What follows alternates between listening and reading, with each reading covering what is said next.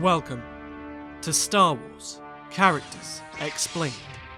Revan's story has finally come to an end. I know I said that in Chapter 5, but always in motion the future is.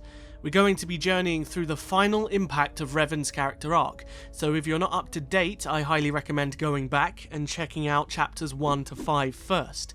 And if you do go on to enjoy this story, be sure to subscribe so you can join me for my next adventure. In 3638 BBY, in the aftermath of the Battle of Yavin, Revan's splintered soul had finally become one. The dark half of Revan that sowed chaos across the galaxy came to terms with his own failures, his weaknesses, and chose to die within the Emperor's sanctuary temple, joining with his other half, the one that bathed in the light and became one with the Force.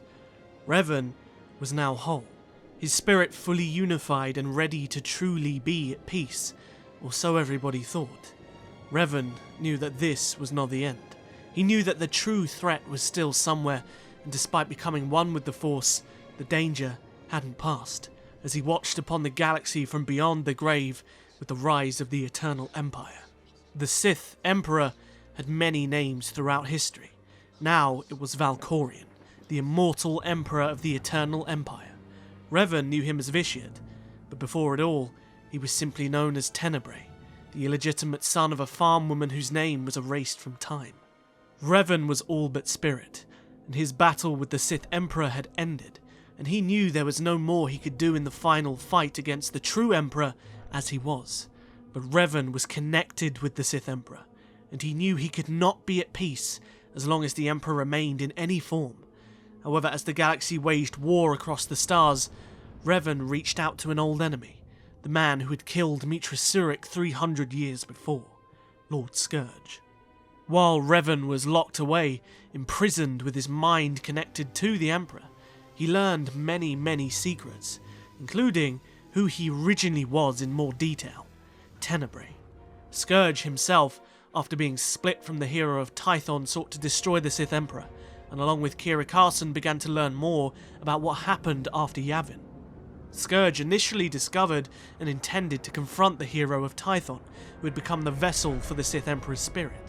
However, Revan knew that the hero of Tython had their own battle to fight, and even should Valkorion be defeated by them, it would matter not, as the body of Tenebrae was still hidden away, and as long as the body survived, so did the Emperor. Instead, Revan forgave the Sith man for everything he had done, his betrayal, and offered Scourge guidance, and helped lead them to Tenebrae's body. Now 6 years after his physical self was killed, Revan's spirit felt a great disturbance in the Force. The hero of Tython had all but vanquished the entity of the Sith Emperor, and at the exact same time the original body, the body of Tenebrae, was also destroyed by Scourge and Kira. But unknown to anyone was the fact that the original body of Tenebrae was a trap, his last terrible weapon. When it was struck down, a terrible plague was released, infecting the Sith Lord and his Jedi ally, who were comatose for an entire year, until they were eventually found by Satil Shan and her students. However, the plague within days had consumed the minds of the Jedi Grandmaster and her followers, leaving them stuck in a hellish nightmare. Scourge and Kira, who were only comatose and unaffected by the main effects of the plague due to their former connections with the Emperor, quarantined them aboard a vessel and jettisoned it into space on a random course where it could not be found. And while Scourge and Kira searched for allies, Revan's spirit watched over his ancestor, as her mind was invaded by the plague of Tenebrae. But the longer he watched over Satil, the more he sensed that this was more than just a plague, and somehow Tenebrae was being remade. Satil and her students remained in this hellish nightmare for quite some time, until the ship was invaded by the followers of Vitiate, Valkorion, and eventually Scourge and Kira, who had arrived with the help of the hero of Tython, now known galactically as the Alliance Commander. Revan, in his spiritual form, was unable to help them battle their way through the ship. However, he appeared to offer them guidance towards Satil's body, insisting that time was of the essence, now fully believing that this plague was instead some way resurrecting or restoring the Sith entity to power. He watched on as the hero of Tython and their allies entered Satil's mind. Now it was no longer a physical battle. Revan projected himself within the nightmare inside Satil's head, brandishing his iconic red and purple lightsabers that he used in life, and struck down a manifestation of Tenebrae who was threatening the hero of Tython, insisting that the battle was one they could win if they did it together. The hero and Revan battled their way through the hellish landscape of Satil's mind, vanquishing vile creatures summoned by the will of Tenebrae to recover her memories, but they were eventually confronted by the three manifestations of Tenebrae's most powerful incarnations: the Sith Emperor, Darth Vitiate, the immortal Emperor Valkorion, and Tenebrae himself. As Tenebrae proclaimed his power to Revan and the hero, Revan looked over to the spirit of Mitra Surik, his friend and ally from a time long past, who had arrived for this final confrontation to support him.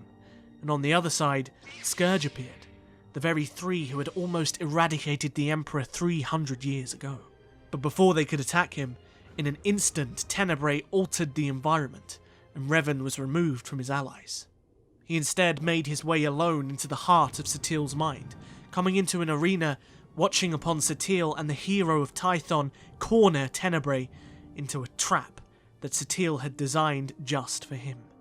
Behind him, allies from across time arrived: Archon, Darth Mar, Vaylin, and of course Mitra Surik, and he led them all into the arena, in typical fashion, one last time. His last act finally intent on destroying the Emperor once and for all. The Sith Emperor battled some of the most powerful beings in the galaxy ferociously, each time appearing as one of his historical incarnations, until only Tenebrae remained.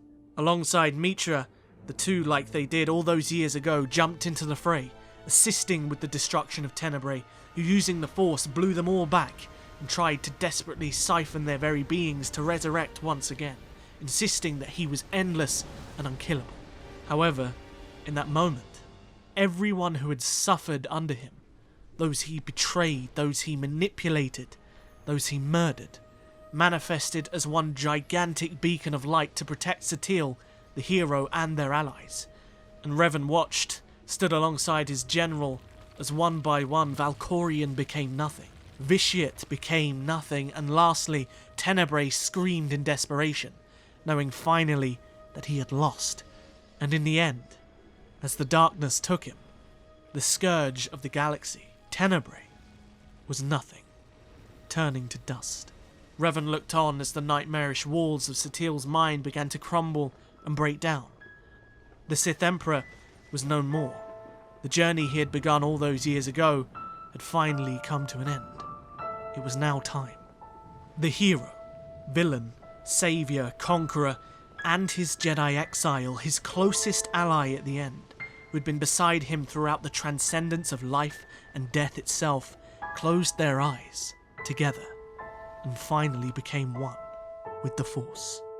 I really hope you enjoyed this final, fingers crossed, chapter in Revan's story, and if you did, be sure to hit the like button and subscribe if you want to see more content like this coming soon.